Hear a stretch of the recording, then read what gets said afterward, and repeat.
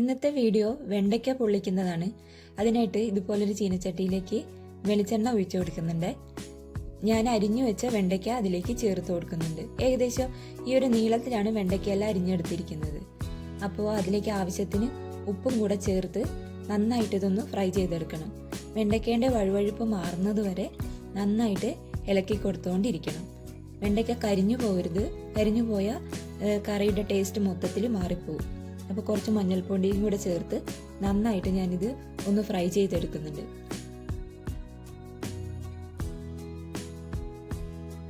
വെണ്ടയ്ക്ക ഇത് ഇത്രയും മൂക്കുന്ന പാകത്തിൽ ഇത് നമുക്ക് പാത്രത്തിൽ നിന്ന് കോരി മാറ്റിയെടുക്കാം. ഇനി അതേ പാത്രത്തിലേക്ക് ഞാൻ കുറച്ചുകൂടെ വെളിച്ചെണ്ണ ഒഴിച്ചു കൊടുക്കുന്നുണ്ട്. ഇഞ്ചി ചതച്ച് ചേർത്ത് കൊടുക്കുന്നുണ്ട്. അതുപോലെ വെളുത്തുള്ളി, ചെറിയുള്ളി അരിഞ്ഞതും ചേർത്ത് കൊടുക്കുക ആവശ്യത്തിന്. ചെറിയുള്ളി ചേർക്കുമ്പോഴാണ് അവർ പൊള്ളിച്ചതിൻ്റെ ടേസ്റ്റ് അതുപോലെ കിട്ടുള്ളൂ.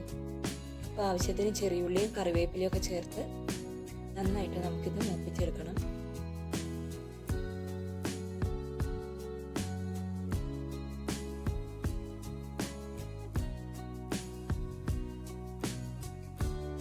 ഇനി മസാലയ്ക്ക് വേണ്ട കുറച്ച് ഉപ്പ് ചേർത്ത് കൊടുക്കാം.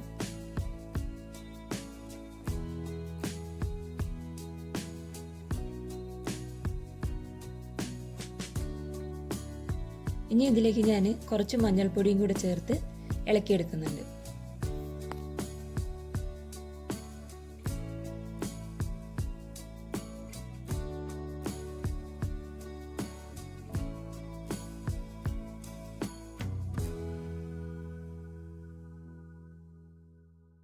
ഉള്ളിയൊക്കെ മൂത്ത് വന്നിട്ടുണ്ട്. അതിലേക്ക് ഞാൻ വളരെ കുറച്ച് മല്ലിപ്പൊടി ചേർക്കുന്നുണ്ട്. അതുപോലെ മുളക് പൊടിയും ചേർത്ത് കൊടുക്കുന്നുണ്ട്. മല്ലിപ്പൊടീൻ്റെ അളവ് ഒരിക്കലും കൂടരുത്. കൂടിക്കഴിഞ്ഞാൽ ടേസ്റ്റ് മൊത്തത്തിൽ അങ്ങ് മാറിപ്പോകും. ഇത് രണ്ടും നന്നായിട്ട് മൂത്ത് വരുന്നത് വരെ ഇളക്കി കൊടുത്തുകൊണ്ടിരിക്കണം കേട്ടോ. ഇനി ഇതിലേക്ക് ഞാൻ ഒരു അരമുറി തക്കാളി ചേർക്കുന്നുണ്ട്. അധികം ചേർക്കേണ്ട ആവശ്യമില്ല. അരമുറി തക്കാളി ചേർത്ത് എല്ലാം കൂടെ നന്നായിട്ടൊന്ന് ഇളക്കി യോജിപ്പിച്ചെടുക്കാം.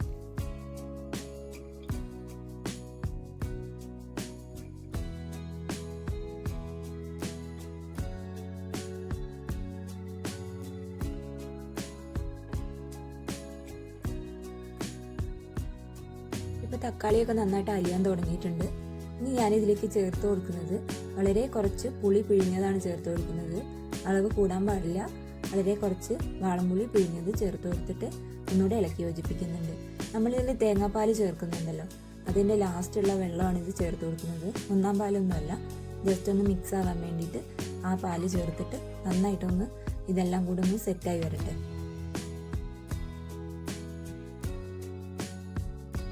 പൊള്ളിച്ചതിൻ്റെ മസാല ഇവിടെ റെഡി ആയിട്ടുണ്ട് കേട്ടോ. ഈ നേരത്തെ ഫ്രൈ ചെയ്ത് വെച്ച വെണ്ടയ്ക്കയും ചേർത്തിളക്കി ഒന്നുകൂടെ നമുക്ക് എല്ലാം കൂടെ ഒന്ന് മിക്സ് ആക്കി എടുക്കാം.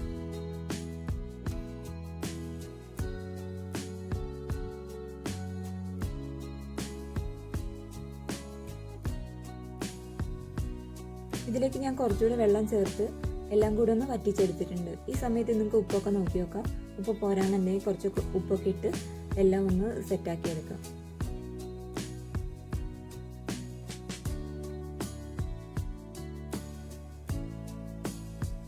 ഇനി ഇതിലേക്ക് നമുക്ക് തേങ്ങാപ്പാൽ ഒഴിച്ചു കൊടുക്കാം. ഒന്നാം പാലാണ് ഒഴിച്ചു കൊടുക്കുന്നത്. ഫ്ലെയിം കുറച്ചിട്ട് വേണം തേങ്ങാപ്പാൽ ഒഴിച്ചു കൊടുക്കാൻ. ആവശ്യത്തിന് പാലൊഴിച്ച് മെല്ലെ ചുറ്റിച്ചെടുക്കണം കേട്ടോ.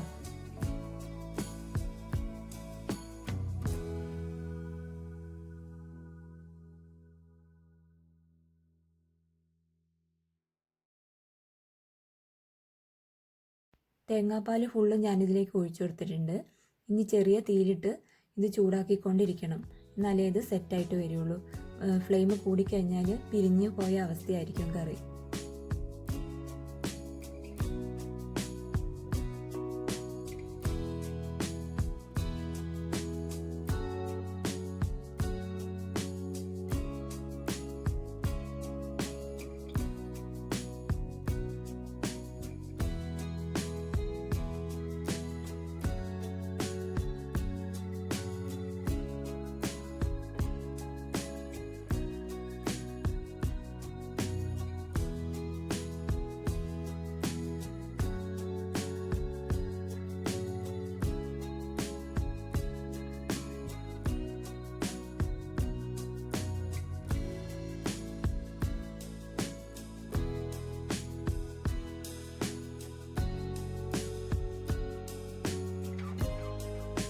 വെണ്ടയ്ക്ക പൊള്ളിച്ചത് റെഡി ആയിട്ടുണ്ട്.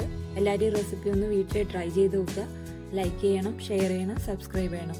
ഇനി അടുത്തൊരു വീഡിയോ ആയിട്ട് വരുന്നത് വരെ ഓക്കെ, ബൈ, താങ്ക് യു.